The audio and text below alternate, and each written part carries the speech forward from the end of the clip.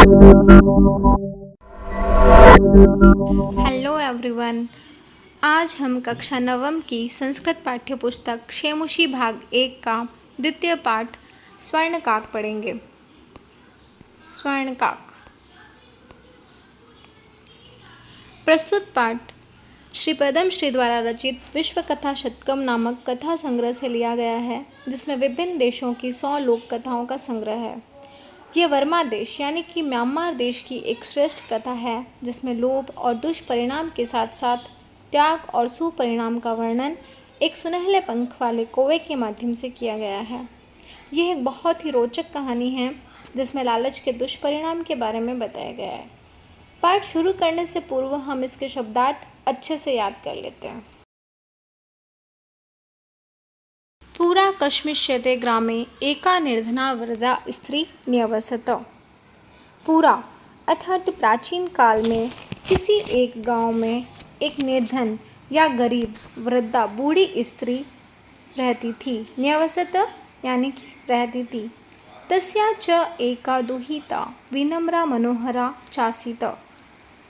तस्या उसके एक दुहिता उसकी एक पुत्री थी। विनम्रा मनोहरा चासीत वह बहुत ही विनम्र सादे व्यवहार वाली मनोहर और सुंदर थी।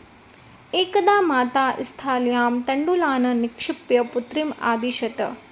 एक बार माता ने स्थाल्याम थाली में तंडुलान चावलों को निक्षिप्य रखकर पुत्री को आदेश दिया।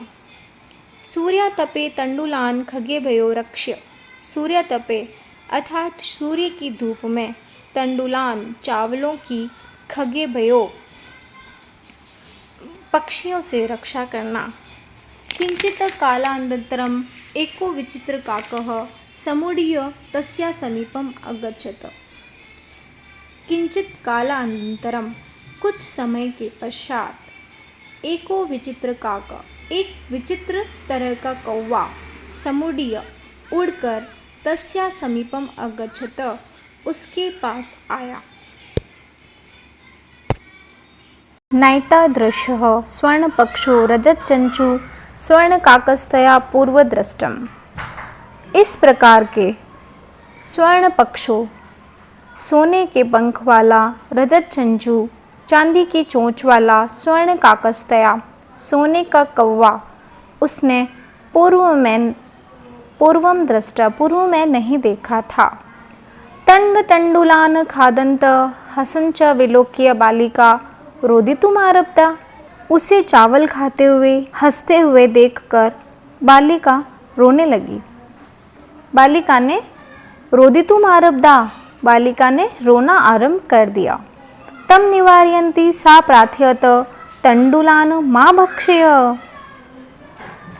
तम निवारयन्ती उसको चावलों से दूर हटाते हुए, सा प्रार्थयत उसने प्रार्थना की, तंडुलान मा भक्ष्य चावलों को मत खाओ।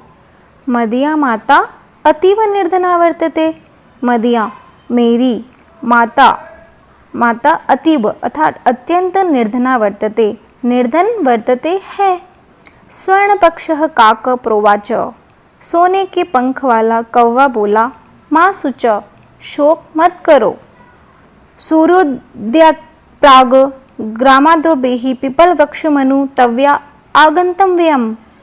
सूर्योदयात् प्राग सूर्योदय से पूर्व ग्रामादो बही गांव के बाहर पीपल वृक्ष मनु पीपल वृक्ष के नीचे त्वया तुम आगंतव्यम आ जाना। अहम तुभ्य मैं तुमको तंडुल मूल्य दास्यामि चावलों की कीमत दूंगा। प्रहर्षिता बालिका निद्रामपि न लेभे। प्रसन्न हुई बालिका निद्रामपि नींद भी न ले पाई। अर्थात बालिका इतनी प्रसन्न हुई कि उसे नींद भी नहीं आई। सूर्योदयात् पूर्वमेव सा तत्रोपस्थिता। सूर्योदयात् पूर्वमेव सूर्योदय से पूर्व ही सा वह तत्रोपस्थिता वहाँ पर उपस्थित हो गई। कहाँ पर? पीपल के वृक्ष के पीछे। वृक्षस्योपरि विलोक्य सा वृक्षोस्योपरि वृक्ष के ऊपर विलोक्य देखकर सा च आश्चर्यचकिता संजाता वह आश्चर्यचकित हुई। यत्र तत्र स्वर्णमय प्रसादो वर्तते, यत्र तत्र स्वर्णमय, क्योंकि वहाँ पर स्वर्णमय सोने का प्रासाद वर्तते, भवन या महल था।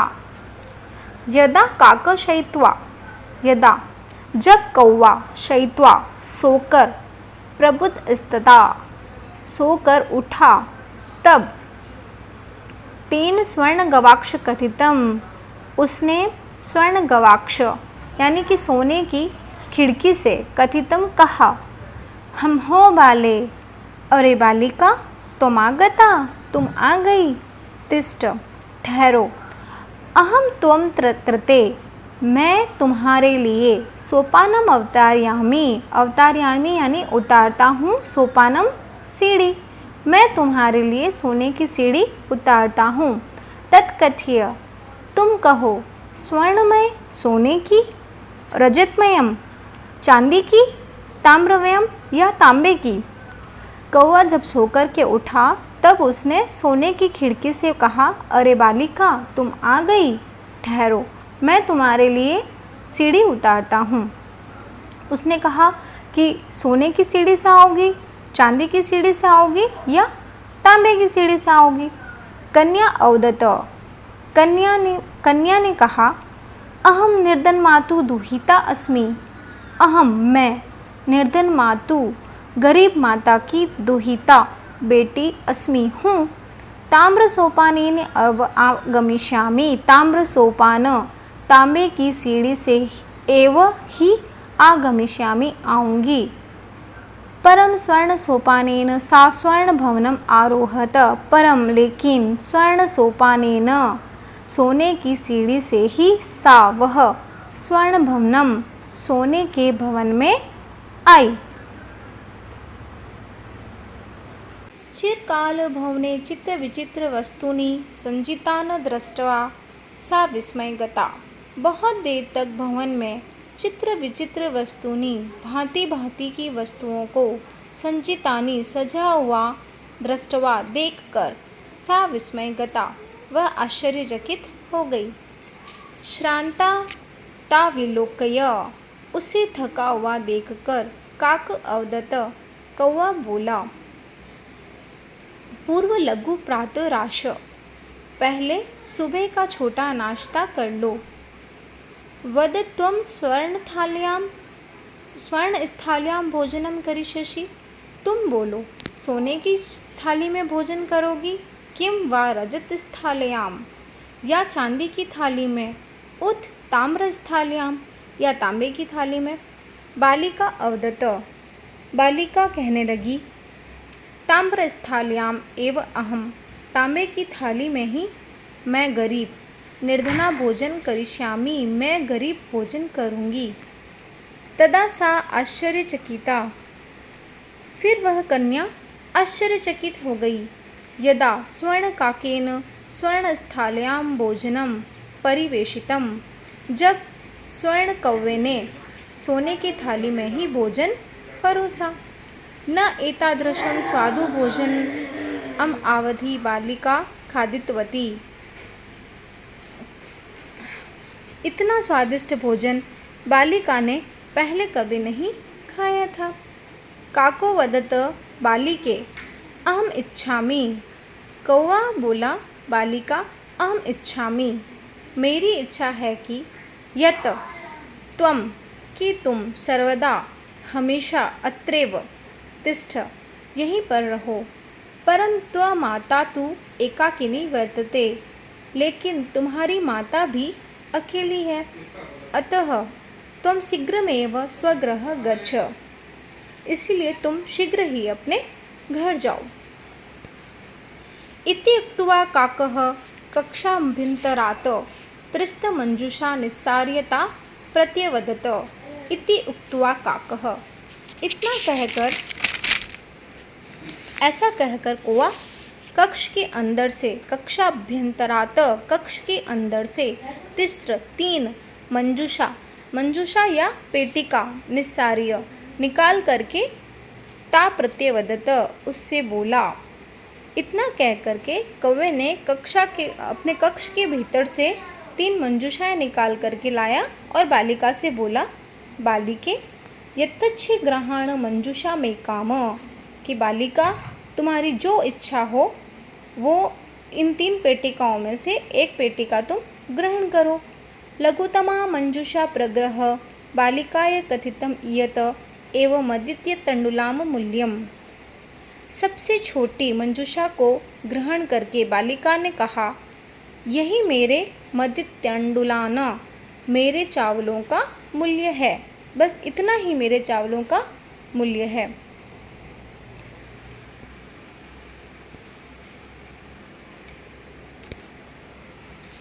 अब आगे बढ़ते हैं। गृहमागत्य तया मंजूषा समुद्घाटिता। घर आकर के उसने मंजूषा को समुद्घाटित यानी कि मंजूषा को खोला। तस्या महाहारिणी हिरकाणी विलोक्य। उसने बहुमूल्य हीरों को देखकर, महाहारिणी बहुमूल्य हिरकाणी हीरों को विलोक्य देखकर, सा प्रहर्षिता तद्दिनात् दिनाक स सज्जाता। बहुमूल्य हीरों को देखकर वह प्रसन्न हो गई और सा तद्दिनात् सज्जाता, वह उस दिन से धनवान भी हो गई। तस्मिन् ग्रामे एका अप्रा लुब्धा वृद्धा न्यवसित। तस्मिन् ग्रामे उसी गांव में एक अप्रा दूसरी लुब्धा लालची वृद्धा यानी कि बूढ़ी औरत न्यवसत रहती थी। तस्या अपि एका पुत्री आसीत। तस्या उसकी भी एक पुत्री थी। ईर्ष्यसा सा तस्य स्वर्णकाकस्य रहस्यं ज्ञातवती। ईर्ष्या से वह तस्य उस स्वर्णकाक की रहस्य को जान गई। सूर्यतपे तंडुलान निक्षिप्य तयापि स्वसुता रक्षार्थ नियुक्ता। सूर्य की धूप में तंडुलान चावलों की रक्षा के लिए तयापि उसने भी स्वसुता अपनी पुत्री को रक्षा के लिए नियुक्त किया, अर्थात उसे रक्षा के लिए वहाँ पर रहने के लिए बोला। तथैव स्वर्णपक्षः काकः। तथैव वैसे ही या उसी प्रकार स्वर्णपक्ष सोने के पंखों वाला काकः कौवा तंडुलान भक्षयन चावलों को खाकर तामपि तत्रैवा कार्यत। चावलों को खाकर उसने उसे वहाँ पर बुलाया। कहाँ पर? वहीं पीपल के पेड़ के नीचे। प्रातस्त्र गत्वा सुबह वहाँ जाकर के सा काकः निर्भस्यन्ति प्रावोचत। वह कौवे की भर्त्सना करते हुए बोली। निर्भस्यन्ति भर्त्सना करते हुए प्रावोचत बोली या उसकी निंदा करते हुए उसे भला बुरा बोलते हुए बोली, भो नीच काक, अरे नीच काक, अहम आगत, मैं आ गई हूँ, महम तंडुलन मूल्य प्रयच्छ, मेरे चावलों का मूल्य दो। काको अब्रवीत, कौवा बोला, अहम त्वत्कृते सोपानम अवतारयामि, मैं तुम्हारे लिए सीढ़ी उतारता हूँ, अवतारयामि उतारता हूँ। तत्कथय स्वर्णमयम रजतमयम ताम्रमयम वा, तुम कहो सोने की, चांदी की या तांबे की। गर्वितया बालिकया प्रोक्तम, घमंडी बालिका बोली, स्वर्णमयेन सोपानेन अहम आगच्छामि, मैं तो सोने की सीढ़ी से ही आने की इच्छा रखती हूँ। परम स्वर्णकाकस्थ कृते ताम्रमय सोपानमेव प्रायोजत, लेकिन स्वर्णकाक तांबे की सीढ़ी से ही उसे लाया। स्वर्णकाकस्ताम भोजनमपि ताम्रभाजन्य एव अकरायत, सोने के कौवे ने उसे भोजनम अपि भोजन भी ताम्रभाजने तांबे के बर्तन में ही करवाया, अर्थात सोने के कौवे ने उसे भोजन भी तांबे के बर्तन में ही करवाया और तांबे की सीढ़ी से ही उसे ऊपर लाया। प्रतिनिवृत्ति काले स्वर्णकाकेन कक्षाभ्यन्तरात् तिष्ठमञ्जूषा तत्पुरुषमुक्षिप्ता। प्रतिनिवृत्ति काले, जब उसके जाने का समय आया, स्वर्णकाकेन सोने के कौवे ने कक्षाभ्यन्तरात् कक्षा के भीतर जाकर, कक्ष के भीतर जाकर, अभ्यंतरात अंदर या भीतर जाकर, तिस्र 3 मंजूषा पेटिका या संदूक, तत्पूर्व उसके समुक्षिप्ता उसके सामने रखी। लोभाविष्टा सा बृहत्तमा मंजूषा गृहीतवती। लालची वह सबसे बड़ी पेटिका या संदूक को अपने साथ लेके गई। गृहमागत्य सा तर्षिता यावद, घर जाकर के वह तर्षिता व्याकुल यावद, जैसे ही उसने मंजूषा मुद्घाटयति मंजूषा या पेटिका को खोला, तावत वैसे ही तस्या भीष्ण कृष्ण सर्पो विलोकित, उसे एक बहुत ही भयंकर काला सांप विलोकित दिखा। लुब्धया बालिकया लोभस्य फलम प्राप्तम। लुब्धया लालची बालिकया बालिका को लोभस्य लालच का फल प्राप्त हुआ। तदंतरंत सा लोभ पर्यतयजत, तदरंत उसके बाद सा वह उसने लालच को परित्यजत त्याग दिया। अर्थात इस कहानी से ये शिक्षा मिलती है कि लालच का परिणाम हमेशा बुरा ही होता है।